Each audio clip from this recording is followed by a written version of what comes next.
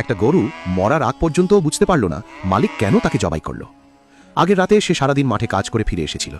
ক্লান্তিতে তার শরীর ভেঙে পড়ছিল। হাঁপাতে হাঁপাতে সে পাশের কুকুরকে বলল, আজ খুব ক্লান্ত লাগছে, ইচ্ছে করছে একদিন একটু বিশ্রাম নিই। কুকুর কথাটা ভেড়াকে বলল। গরু নাকি আর কাজ করতে চায় না।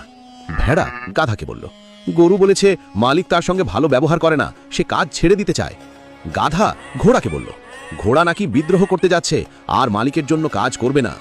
ঘোড়া দৌড়ে গিয়ে মালিককে বলল, গরু নাকি আপনার বিরুদ্ধে দাঁড়িয়েছে, সুযোগ পেলেই কাজ ফেলে দেবে। পরদিন মালিক সিদ্ধান্ত নিল এমন গরু রাখার কোনো দরকার নেই। যখন গরুটিকে জবাই করা হচ্ছিল তখনও তার চোখে বিস্ময় ছিল।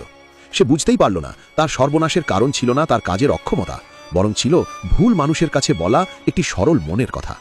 এই গল্প আমাদের একটি গুরুত্বপূর্ণ শিক্ষা দেয়। সবাইকে নিজের মনের কথা বলা বুদ্ধিমানের কাজ নয়, কারণ প্রতিটি মানুষ কথা শোনে নিজের বোঝাপড়া অনুযায়ী, আর অনেক সময় সেই কথাই এক মুখ থেকে আরেক মুখে যেতে যেতে সম্পূর্ণ ভিন্ন রূপ ধারণ করে।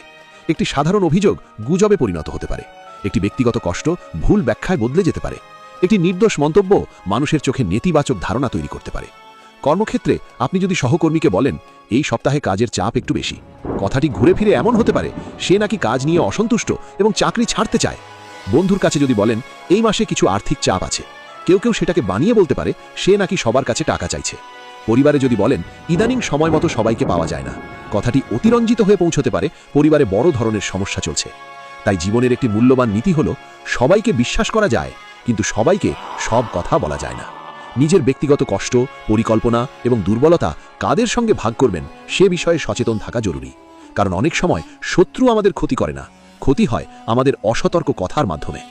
মনে রাখবেন, সংযত বাক্য, সচেতন আচরণ এবং বিচক্ষণ নীরবতা মানুষের সবচেয়ে বড় শক্তিগুলোর একটি। নিজের মুখকে নিয়ন্ত্রণ করতে পারা শুধু ভদ্রতার পরিচয় নয়, এটি প্রজ্ঞা, আত্মরক্ষা এবং সফল জীবনের একটি গুরুত্বপূর্ণ চাবিকাঠি। এমন ভিডিও পেতে MR কার্টুন পেজটি ফলো করুন।